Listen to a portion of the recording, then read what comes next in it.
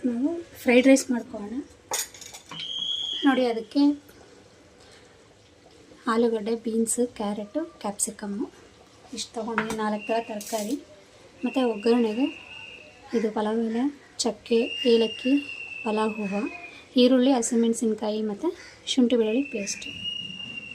ಈಗ ಸ್ಟಾರ್ಟ್ ಮಾಡೋಣ. ಮೊದಲಿಗೆ 1-2 ಸೌಟ್ ಎಣ್ಣೆ ಹಾಕ್ಕೊಳ್ಳೋಣ. ಈಗ ಒಂದೊಂದೇ ಒಗ್ಗರಣೆ ಐಟಮೆಲ್ಲ ಹಾಕೋಣ. ಮೊದಲಿಗೆ ಏಲಕ್ಕಿ, ಚಕ್ಕೆ, ಈ ಹೂವು,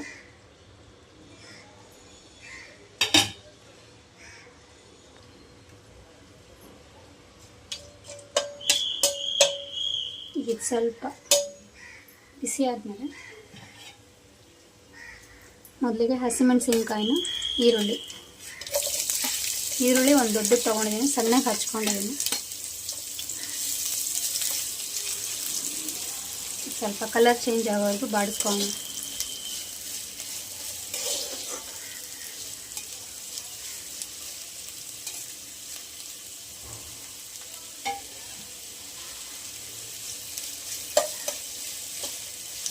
ಬೆಳಗ್ಗೆ ಟೈಮ್ ತಿಂಡಿಗೆ, ಲಂಚ್ ಬಾಕ್ಸ್ಗೆ ಎಲ್ಲ ಮಾಡ್ಕೋಬೋದು, ಚೆನ್ನಾಗಿರುತ್ತೆ.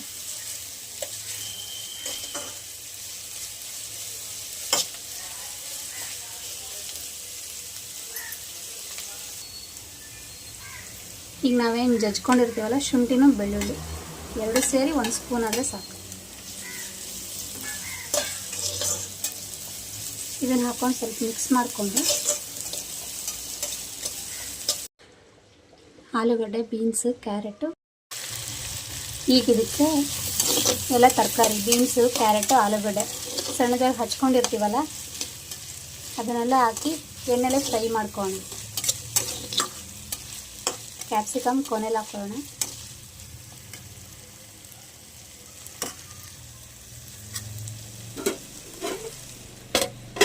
ಪ್ಲೇಟ್ ಮುಚ್ಚಿ ಒಂದು 10 ನಿಮಿಷ ಬೇಯಲಿ. 10 ನಿಮಿಷ ಆದಮೇಲೆ ತರಕಾರಿ ಎಲ್ಲ ಸ್ವಲ್ಪ ಬೆಂದಿದೆ, ಮತ್ತು ನೋಡಿ